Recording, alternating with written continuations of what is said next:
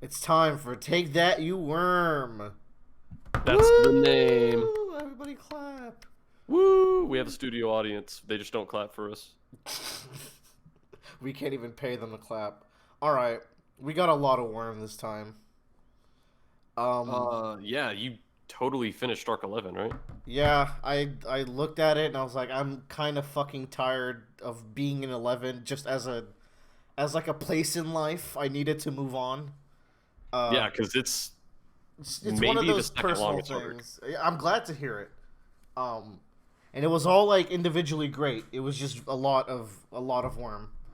Um, we're gonna start with 11 point E. 11 point E. Yeah, sure, that's how that's said. Yeah, there you go. Um, where the chosen are training and then they're interrupted by Shatterbird. We've had this character foreshadowed before, where they're like, "Hey, don't wear glasses," and we see why because she can just explode all the glasses through sound waves. I think. Yeah, and reading this chapter kind of makes you realize how much glass is around you all the time. Yeah, I got that. I got that feeling as I was reading it, which just goes to show you how powerful this person can be. Yeah. So 11.E, it. I mean, okay. Here's the thing. I'm gonna go out on a limb and say it's usually people's least favorite of the Slaughterhouse Nine interludes. I liked it Um, better than a few of them, actually. Surprisingly. yeah, I think what does it for most people is that a lot of elements of Worm live and die on your ability to sympathize with people that you think are total monsters. Um, and there's very few people in the story that there's literally nothing I can find to sympathize with them. Like even some terrible people, I'm like, oh well, it kind of sucks they had to go through that. Hook Wolf, I no, just fuck this guy. I hate See, I didn't get that this time. I liked his loyalty to his crew. Where he's like, I'm gonna join you, but because you killed my crewmate, as soon as I can, I'm going to kill you, and you're not gonna be able. You're not gonna let you touch my other Nazi boys. I guess he is very very loyal to his Nazis. And aside from that, this was like a good action chapter, which is a praise coming from me, where Yeah. it wasn't a lot of like ground level stuff. This was like really big powers clashing. It didn't really drag that long. There was a lot of big plays, which is what I look for in my literature based combats. There you go. And man, like I think out of all the Slaughterhouse 9 chapters we've seen so far, this was the most action heavy because a lot of these so far have just kind of been approaches and Tense. kind of laying Yeah. down what's happening. Yeah, this one was action heavy, and they did it really well. And like he had her pinned down. Um, and it's interesting because like Hook Wolf is such a good counter to her. I mean, at least theoretically speaking, to where with his steel, it's really hard to just kill him with all her glass. Yeah, because he pretty much becomes inorganic.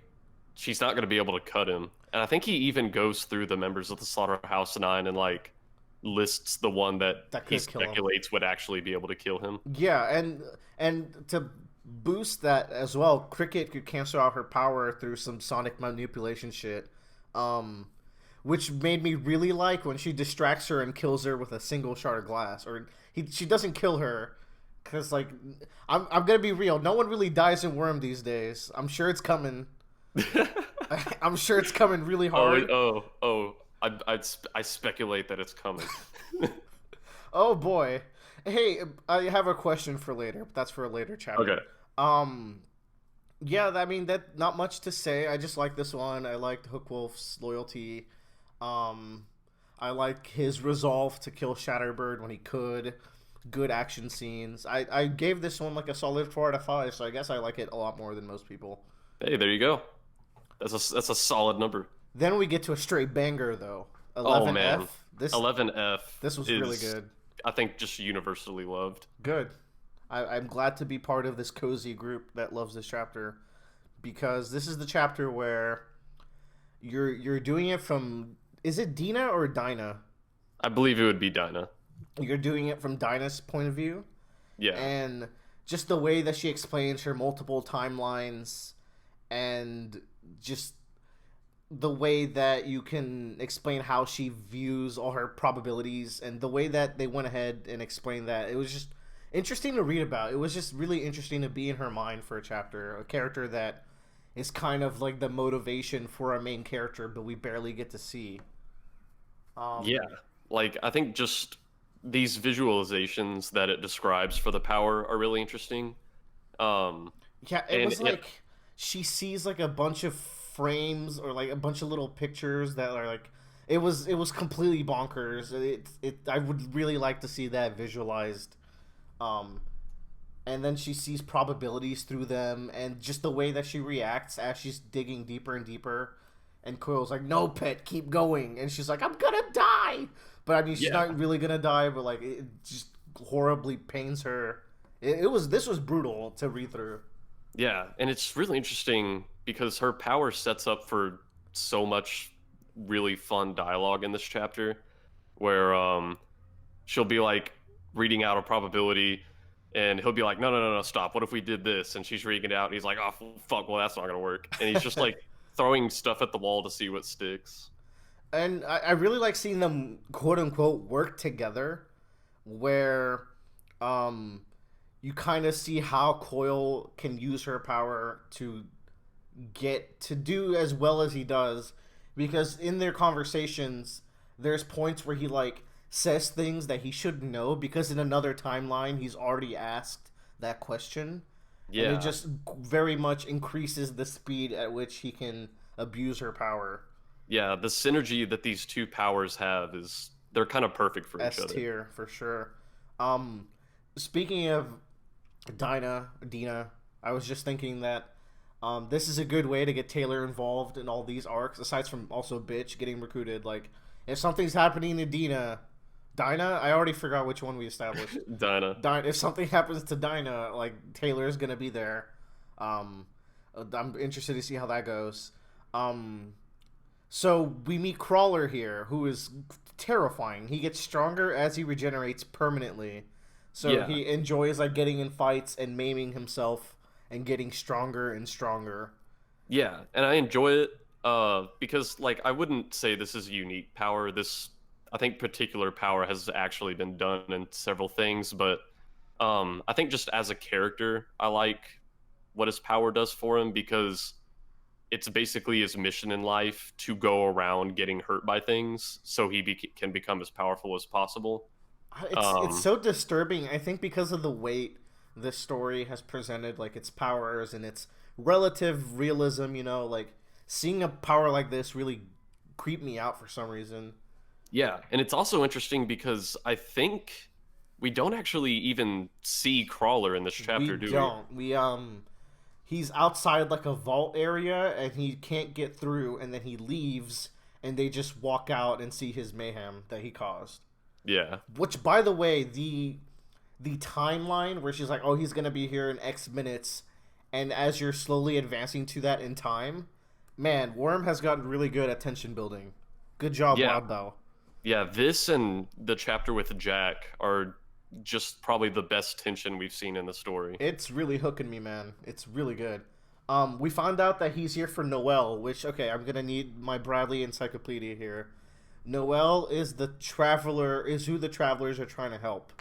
Yeah, she's kind of like the last member of the Travelers, and I think this would be the first time we've like seen her. Could She's you been mentioned explain before. what we even saw there? It was so confused. Like, what is she?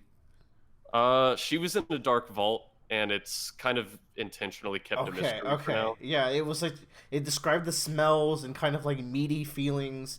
I just picture her as a big blob, like the end of Inside the video game. If you ever played that, but that's just what's in my mind right now, which is horrifying. To me, Um, the most interesting Noel centric part of the chapter is I think Coyle's like, okay, so what if we give him what he wants? What if we give him Noel? And she's like, oh, there's a over 80% chance we survive the next hour. And he's like, okay, that's cool. And then she's like a 5% chance we survive the next 5 hours. And he's like, right. okay, well, Okay. fuck that. Well, shit. Okay, so that okay. Rethinking about that, that's really interesting because it means if she leaves that vault, it's even more dangerous. Yeah. Man, oh, I want to know. Good No, mysteries. Noelle's so cool. Love her. Um, which I also got reminded that Leviathan was looking for her while he was in town, which is a really understatement of that sentence. But yeah, it's implied that he was trying to find her, which is just what? Yeah, back during, and this is something I forgot until I had reread the story. In Coil's interlude, they kind of noticed that the path Leviathan was taking was exclusively to where Noelle was stashed. Well, I think it back then it said like it's towards Coil, but that's because Noel was stashed there. Yeah, so this is just All kind right, of building on their here's theory. my big dick's guessing time. You ready? Let's do it. Noel is an Endbringer being born or like forming. Boom, you heard it. Boom. You heard that 100% home You heard run. it here first. All of you who have finished the series, you heard that here first. Don't forget. All right, Um, well, I'll tack that up on the board. Prediction sheet. Uh, so what else happened of note? They get into the room. Um, just aside from how horrific Dinah's power was, I was just in awe of how good of a chapter this was. Sundancer was pretty cool. She at least tried to be nice. Yeah, she seems like the most sympathetic of the travelers towards Dinah. She was really trying to make a case for giving Dinah a break, and she was there to comfort her, which I think really makes us like her a lot more. Um, it's this chapter should make me feel more disgusted at Coil, and in a way I am. But also, it's just so cool how well he uses her. That's a terrible thing to say, but Oh, like, dude. as like a story writing perspective, I was like, man, Coil's fucking rad as a No, he villain. does. He totally knows what he's doing. But man, like Jesus, the and interactions between Coil and Dinah in this chapter, like it really does. Like he uses his power and her in such a cool way, but also like he is still just such a creep. And like one part that just really killed me is whenever he touches her and she kind of like accidentally recoils away from him. right, And in that instant, she already sees the probability of him eventually letting her go decrease. And like that's just so sad. yeah, and like she keeps looking into different alternate paths, and she's like, it just works out better when I don't. Like it just for me, like I've done this before. It's just better if I comply with him. I found it weird because like given the situation, I almost feel like he didn't push her. Like I felt like if he was a mustache twirling villain, he could have pushed her so much more. But like near the end there, he was like downright reasonable because like that's the only way they could have lived. So I don't know. It painted like a complex scenario here to put them in, which I really liked. But yeah, and then we kind of end the chapter with she sees as of right now there's a 31.6% chance she'll get to go home someday, which Man, what a is a much higher number than I expected for how grim the story can be. no one dies, so how grim is it really? Am I I mean, going hey, on? Which moves us into 11.g. Okay. At this point, I was like, okay, yeah, I finished all the interludes, and then I was like, holy shit, I have two more. yeah, one for each. I was a little fed up at this point, but I was like, my head is kind of hurting right now, but I want to push through. And at least these are some of the best chapters in the story up See, till now. So it's been pretty good. I didn't really like 11.g that much, um, because I think I started off like confused with it. Or no, it was 11. I might have skipped one. Oh, we're uh that would be 11.f where I was a little confused at first. 11.g was just like I liked it because it had Regent in it, and it kind of touched on his family a little bit more. our boy, Um, and I liked all the mind games that they were playing as they were both trying to control the same guy at the end there. If I could get some assistance here, how does this girl's power works? So she listens to music and that lets her hear people's emotions through the music. Is that what's going on? So, in a sense, she has ranged emotional sensing and manipulation, and she can sense people from much further away than she can manipulate them. Right. I figured this is how they fought. They found everyone basically. Like that. Yeah, How they effortlessly found everyone was because of her. I was guessing because she's so good at like getting little inflections in people's personalities and emotional states. yeah. Bernscar mentions that if she ran away, they have someone who could find her, and Right. I think Cherish is meant to be the that person. I didn't mention earlier, but I think we also got a confirmation on what the Siberian's power was. Where I think that they're saying that she's just immovable. Um, I guess Yeah, that kind of correlates to what we saw. and we'll see more of Of all these course. powers in the future. But Yeah. yeah, Hook Wolf, as of right now, I think specifically the wording is that she's an immovable object, invincible in a way that even Alexandria is not. And Alexandria is basically nothing can Superman. hurt her. Okay. Yeah. Interesting. Back to 11.g. Like, just not that much. I think one particularly interesting thing about this chapter is kind of like Burn Scars, it's showing that these members of the Nine do have different motivations from one another. Right. Like she doesn't seriously want Alec to be on the team at all. She just did this because fuck him. Um, Right. and also, some members of the Nine, like Jack, clearly loves what he does. Um, Crawler, I think it's implied that he's mostly with them just because I, he's more likely to get hurt when he's with them. yeah, I Um, couldn't even get the sense that Crawler could think because we never saw him. He felt like such a beast. and then like Cherish, Does not uh, like. she like detailed this Well, plan where she wants to like get them addicted to her. right, which was super interesting. She wants to take over through that, which is I really hope that backfires super hard later down the line. Would be Because great. that just does not sound like a good idea to me. I like the aspect of her power where she builds up, like yeah, an addiction over time. Where, in a sense, she doesn't have a thing like Regent, where when Regent kind of downloads how you work, it's way easier for him to use his powers on you. She has to take a way slower route, like a more methodical, psychological route, and that's what she's going for here. Yeah, and one thing at first, whenever I first read this story, I was kind of like, oh, is that a thing where um, it turned out that Regent was immune to her power, and I was like, okay, well, is that a thing that you can be immune to her power? And then I realized it actually does kind of make sense for him because her power is not body control like his is. She just manipulates your emotions until You do a you thing. you do a thing, and he's just so emotionally dead that he wouldn't be affected by his emotions enough to Yeah, do what she wants him to do. it's a fucking yikes. But yeah, I think it's kind of really interesting. Mostly, I do think the most interesting thing about this chapter is how she differs from the other members of the Nine and Yeah, her motivations and her nomination. but let's wrap this up with 11.f. Which this is probably the most horror heavy of the eight, I think. You once said that there was a chapter that was like as bad as the eclipse of Berserk. Was this it, or is that still coming? It's still coming, Okay. but this is yikes. This had some fucked up shit. But I was super confused at the start for a couple of reasons.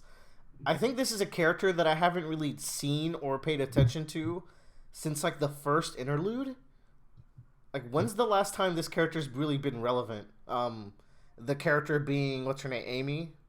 Yeah, and it this is kind of another consequence of My you slow read reading you read schedule. arcs 1 through 8 so long ago. This has been a Eons. character kind of on the back burner. Exactly. So like I don't. Not only did I not care for her, but it's been so long since.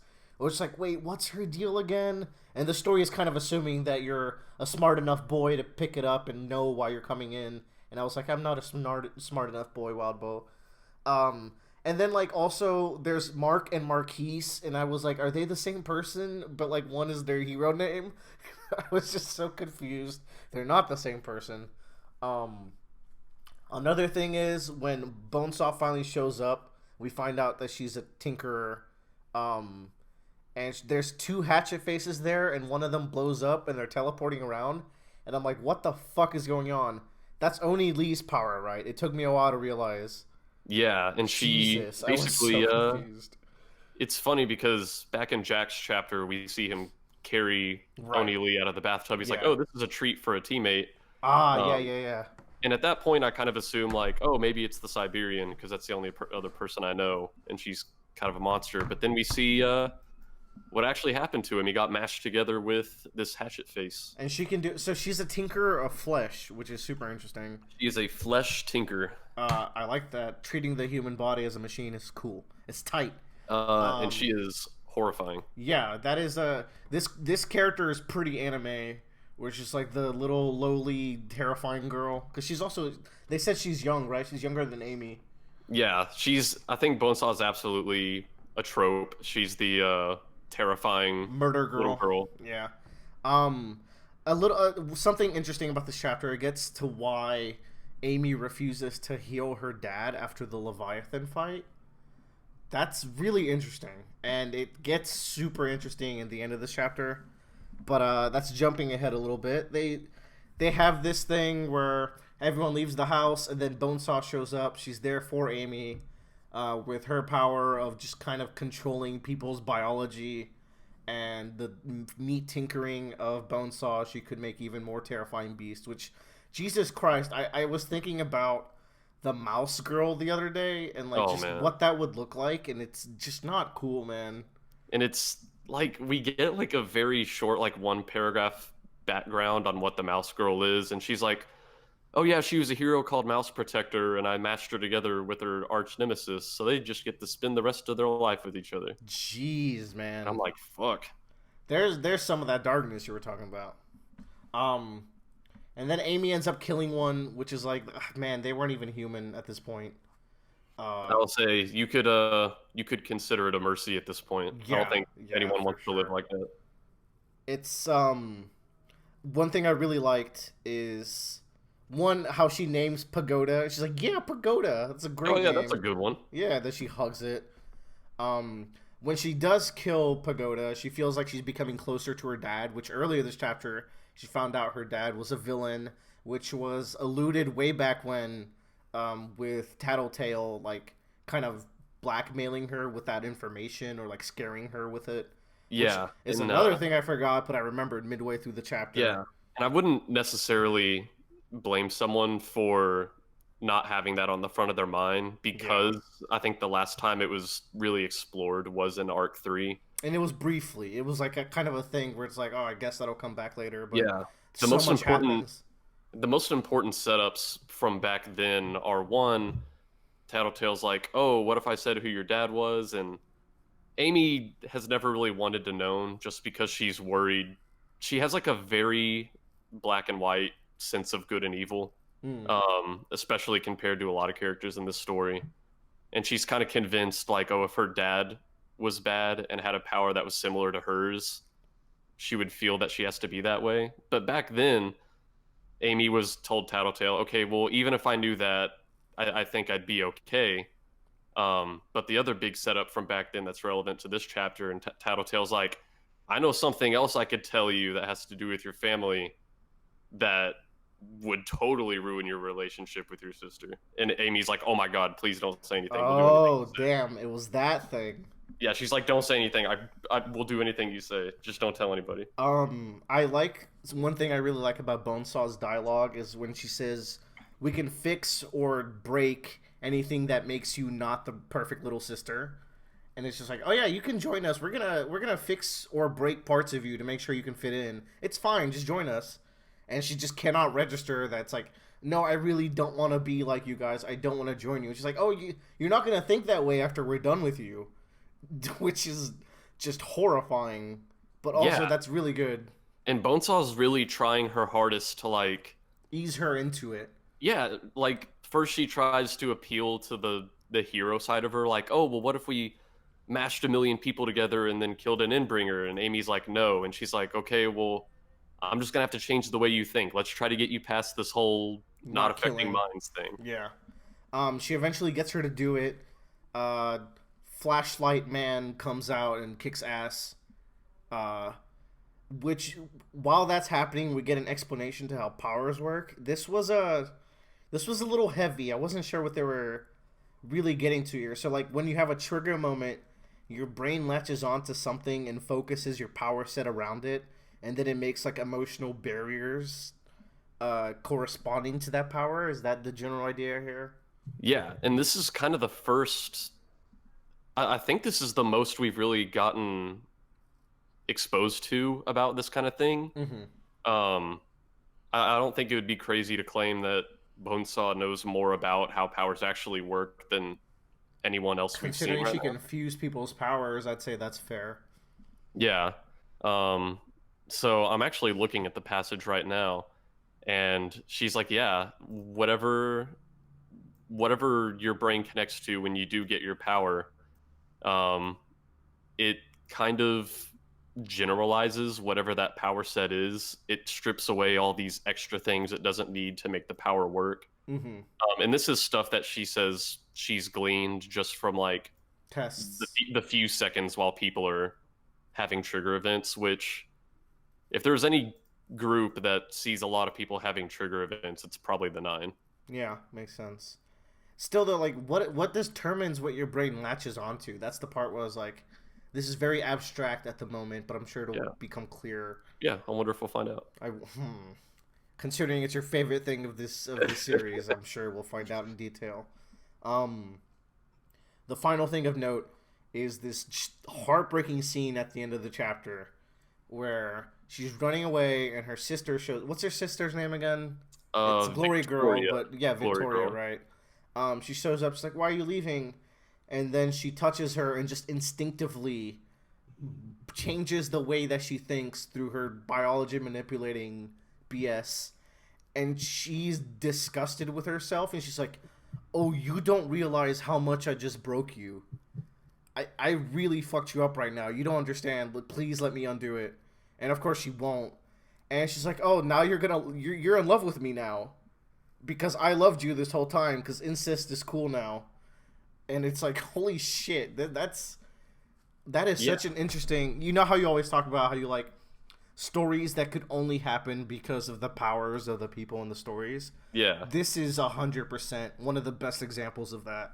Where like, oh, now you have this weird romance that is only happening because she broke her rule about altering brains, which is something she did with her powers. And yeah.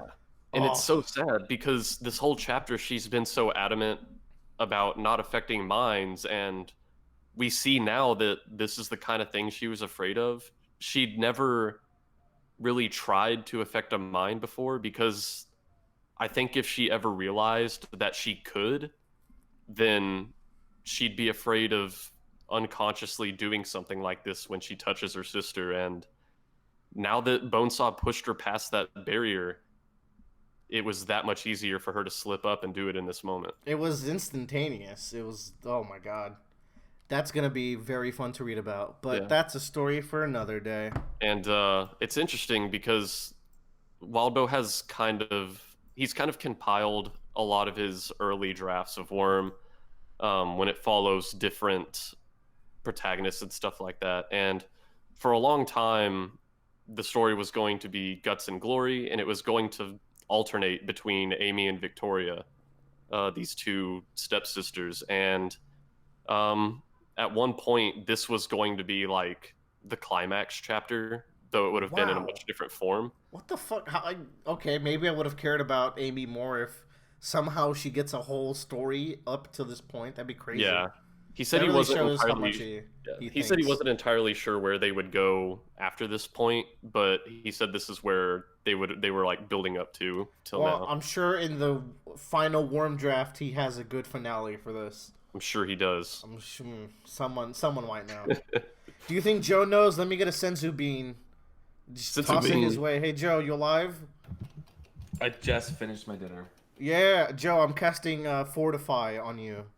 Fire Emblem spells. But yeah, our eternal limbo in Arc 11 is now over. Woo! I finally got another number in my current worm read through. There we go. Oh, that's refreshing. And this is supposed to be the best one, or some might say. I really enjoy it. You only have 12 left.